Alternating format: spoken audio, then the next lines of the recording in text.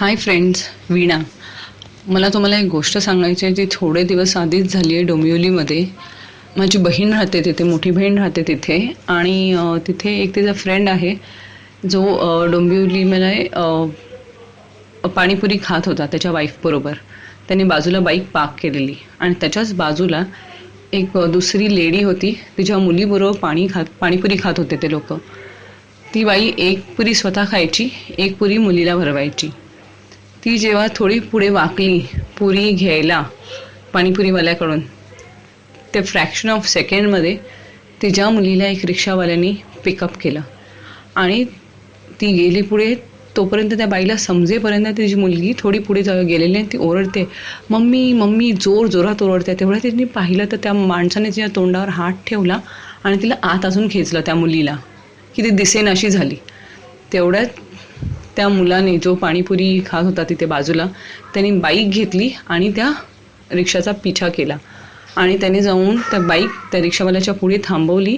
त्या मुलीला घेतलं. तेवढे ती बाईने स्वतःच्या मुलीला घेतलं आणि त्या रिक्षावाल्याला घेतलं आणि मागे बसलेल्या माणसाला मारलं, हाणलं दोघांना. आणि आजूबाजूला उभे असलेल्या माणसांनी पण दोघांना भरपूर मारलं. आणि त्या मुलांनी त्या दोघांना जाऊन बाकी सगळ्यांबरोबर पोलीस स्टेशनला दिलं, डोंबिवलीला. आणि तो इव्हेंट मॅनेजर आहे, सोनलचा मित्र. तर ही नोज थोडेफार police over there. So what he did is he just investigated what was the reason why this has happened in Dombivli in front of his eyes. He was a bit scared. At that time he got to know that there are few people who have come across the border and they are doing child trafficking. They are in Gujarat, Goa, Maharashtra and some part of India.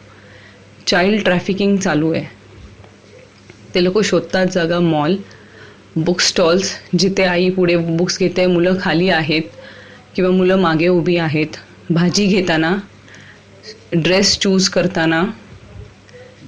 असे थोडेफार जागा आहेत जिथे मुलं थोडी मागे असतात आणि आई थोडी पुढे जाते किंवा पेरेंट्स थोडे पुढे असतात. ते लोक मागच्या मागे मुलांना पळवत आहेत. आणि हे खूप चाललंय मुंबईमध्ये.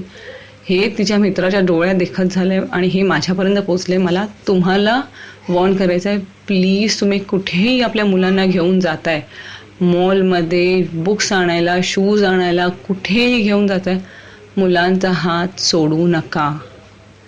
मुलांना आपल्या डोळ्यासमोर ठेवा. कोणावरही विश्वास ठेवू नका. आजूबाजूचे पण इट्स क्वाईट डिफिकल्ट ट्रस्ट करणं, नाही ट्रस्ट करणं, पण तरी पण ट्रस्ट करू नका. Thanks a lot. आणि please no jokes on this, please.